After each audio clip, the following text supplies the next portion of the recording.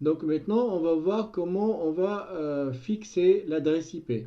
Donc par exemple, si je vais arrêter cette instance, je vais donc ici j'ai les différentes possibilités, soit de rebooter, soit terminer, soit de stopper. Mais si je fais par exemple stop, donc là la machine on va la perdre du coup.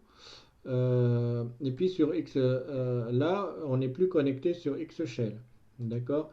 Donc, cette adresse IP, cette machine, ben, une fois rebootée, ou une fois elle est hors service, donc la prochaine fois, elle va avoir une nouvelle adresse IP. D'accord? Donc, pour pouvoir fixer l'adresse IP, voilà, donc là, on n'a plus cette adresse IP. Voilà, instant stopped. Donc là, j'ai pas l'adresse IP. Et il faut en fait créer une adresse IP. D'accord? Donc pour donner l'adresse IP, on peut toutefois écrire ici, par exemple IP adresse, et on va choisir Elastic IPs. D'accord? Donc quand je clique sur IP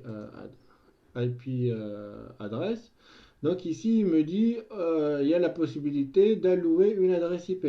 Bon, très bien. Donc ici on va allouer une adresse IP. Donc dans un premier temps, pour pouvoir donner à notre machine une adresse IP, donc on fait allocate une adresse IP.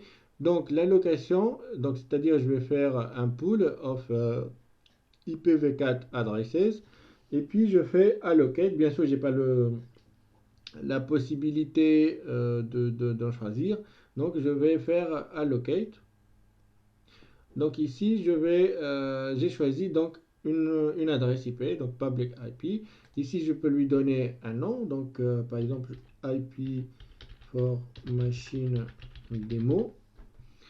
Voilà, donc là j'ai cette adresse IP qui a été créée, n'est pas encore associée à une instance, hein, mais je vais pouvoir lui associer en fait à une instance. Donc ici je peux faire le release, je peux associer Elastic IP Address. Donc il me dit, ok, bon, tu as une adresse IP, à quelle instance tu veux l'associer. Pour l'instant, et puisque je suis en Paris, donc en région Paris, donc je ne vois pas les autres instances du coup. Donc je vois que les instances de Paris. Donc là, j'affecte ça à l'instance choisie. Et puis, là, on est bon. Donc je fais Associate.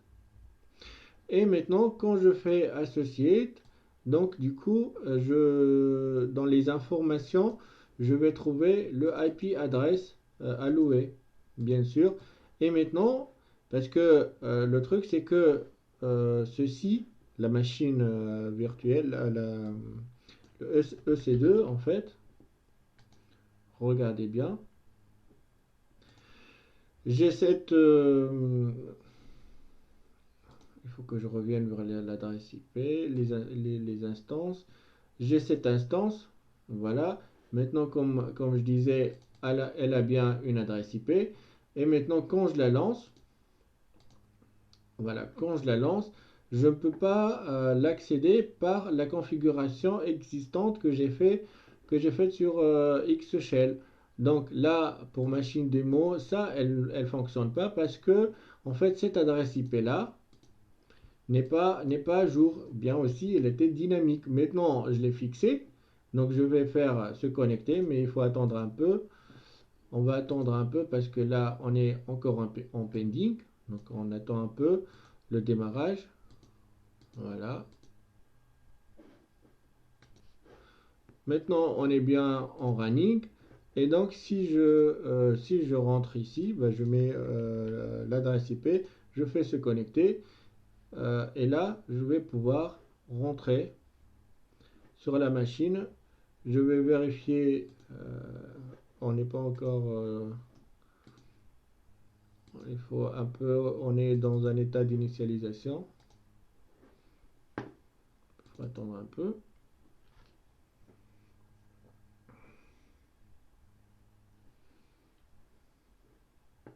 Là, il est en train d'essayer de se connecter à la machine. Je vais bien vérifier que j'ai pas fait de bêtises sur l'adresse IP. Donc là, justement, je me suis trompé sur l'adresse IP. J'aurais dû prendre l'autre. Mais là, on est bon. Donc ici, bien sûr, il va me reposer la même question du genre est-ce qu'on enregistre ou on enregistre pas? Ben, donc on enregistre. Et là, donc je suis sur mon adresse IP, sur ma machine une fois pour toutes. D'accord?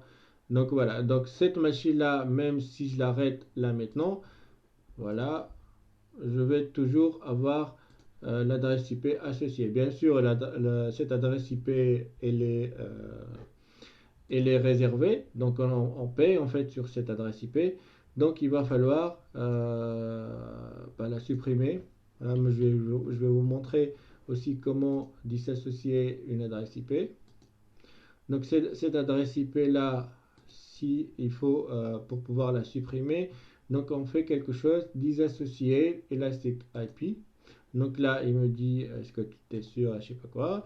Donc là, disassocier. Et maintenant, j'ai plus cette adresse IP. D'accord? Maintenant, elle n'est pas à moi. Et voilà, donc je fais release, donc je la relâche. Elle n'est pas associée, ça c'est de un, mais il faut que je la relâche comme ça, c'est-à-dire je la donne, je fais un release. Et maintenant, si je rentre sur mes EC2, voilà, voilà, je rafraîchis. L'attribution de cette adresse IP à la machine ben, n'est plus valide. Il n'y a plus d'adresse IP fixe attribuée. Voilà, donc c'est comme ça qu'on attribue une adresse IP et qu'on la supprime.